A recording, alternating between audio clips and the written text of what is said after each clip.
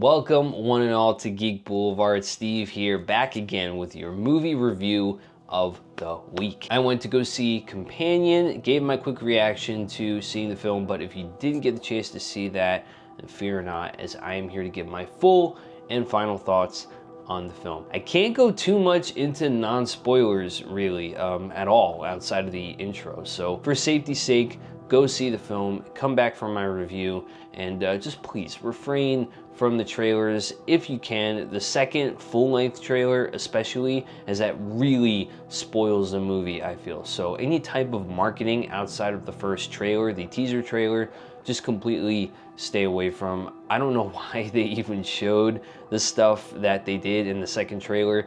Having watched the movie now, it blows my mind. I don't get it. Anyway, Companion is written and directed by Drew Hancock. It is rated R with a runtime of 1 hour and 37 minutes. Companion stars Jack Quaid and Sophie Thatcher as couple Josh and Iris, who go to this huge lakeside estate with a few of Josh's friends, owned by a Russian billionaire by the name of Sergey, who may have acquired such pleasantries through some shady dealings. Well, this billionaire gets murdered, shit really hits the fan from that point on, and from this point on, I'm not sure how I can review this movie without heavy spoilers. So, this is going to be your spoiler warning. Yeah, it's a very different kind of review today, guys. If you want to know my final thoughts, which are non-spoiler and score, you can go to that section that I've included in the timestamps right down below in the description.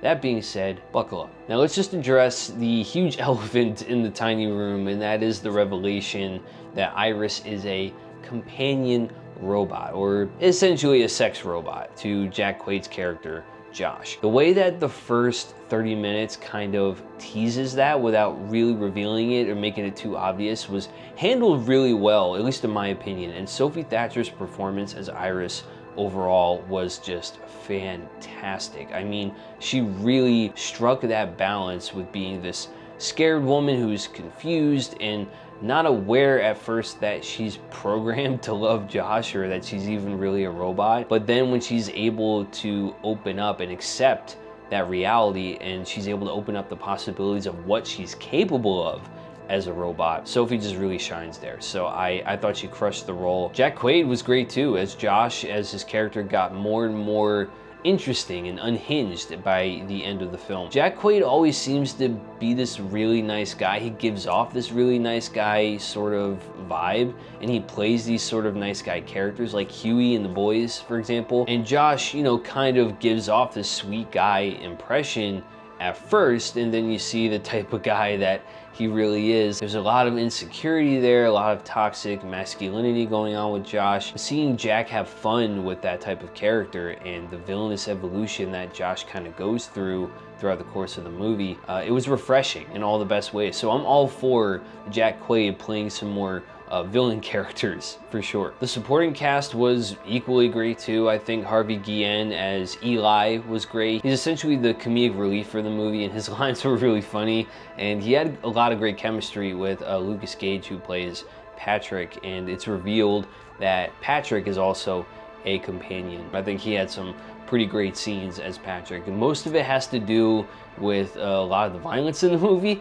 but it worked. The way that the film handles artificial intelligence, I thought was very smartly written and handled well, and it felt realistic in a world where everything is controlled by apps on smartphones these days. You know, just to give an example, Iris's settings are controlled by Josh's phone. Like, her eye color can be changed, her emotions can be increased or decreased, even her intelligence. But that is capped at 40% because of, you know, laws that prevent those types of robots from reaching max intelligence. If that were to happen, it'd be chaos. Iris takes Josh's phone and tries to escape, you know, having the knowledge of his password and all. She's able to get into his phone, into her settings in the app, and she's able to increase her intelligence. But she's by no means like some sort of a super robot at this point. She's still, you know, scared and confused, but she runs through scenarios in her mind in a very realistic way as to how she should handle this type of situation. So I thought that the way that they went about that and not made her into some, you know, Terminator type of robot, and now having increased her intelligence. I thought they handled that very well. She smartly tries to take the car, which is a self-driving car that her and Josh came in, and it's voice activated, but is only activated by Josh's voice. So in an effort to get the car to move, she literally goes into the app to mess with the pitch of her voice in the settings in order to activate the car. She also can't lie, so in order to get around not being able to lie, she changes her language settings in order to get out of a tense situation with the police officer later in the film. And I thought that was one of the more humorous scenes in the movie. I thought that was handled really well. Moments like that make me really admire the way that the writing is handled and just the handling of Iris's character in general. There's plenty more revelations in the film that I thought worked really well. Josh reveals that he's, you know, basically a loser who took too many swings in the dating pool and missed, so he resorted to getting a sex robot in order to feel better about himself. And you see that he starts to struggle and be scared, and he's desperate to have that control over Iris because he doesn't have a lot of control over his own life, and you can see that he enjoys that control over her. The whole, you know, lake house setting was essentially a ruse by one of Josh's friends, Kat, who is the girlfriend to Sergey, in order to take $12 million that he has stashed in a safe in his house and have Iris be the one who kills him, as, you know, Josh installed a mod to turn off her inability to do harm.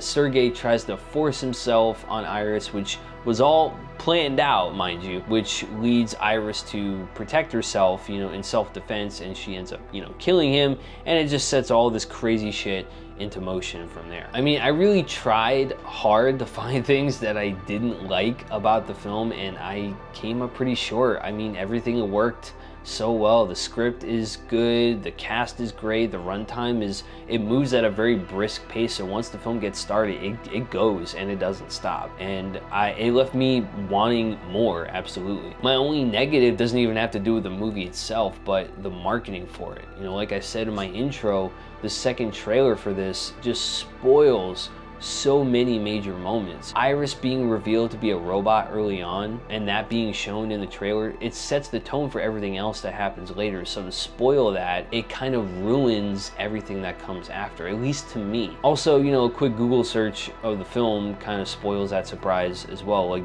it's literally in the synopsis of the movie. I mean, if you watched my full thoughts up to this point and you're still going to see the movie because of all of this and it still intrigues you, great. But for those that probably were looking to be as surprised as possible and were spoiled by that trailer, it's a bit disappointing to see. The teaser sets the tone really well and gives you just enough to hook you in, and they could have just left it at that, but you know, I guess you just gotta market it a certain way and you gotta get an audience in, and I guess maybe they felt that that was just the hook to kind of draw more audience members to the theater, but I don't know, to me it just didn't really work. That being said, I'm giving Companion a score of 5 out of 5. Outside of some very spoiler-filled marketing, Companion is a fantastic and unique horror film with great performances from leads Sophie Thatcher and Jack Quaid. Director and writer Drew Hancock knocks it out of the park with his smart, witty, and self-aware writing. The 90-minute runtime is not wasted for a second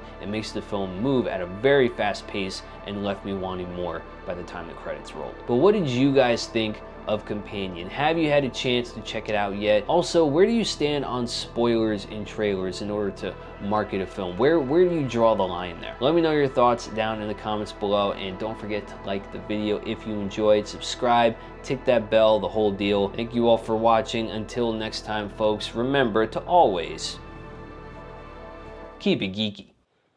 There was just a spark.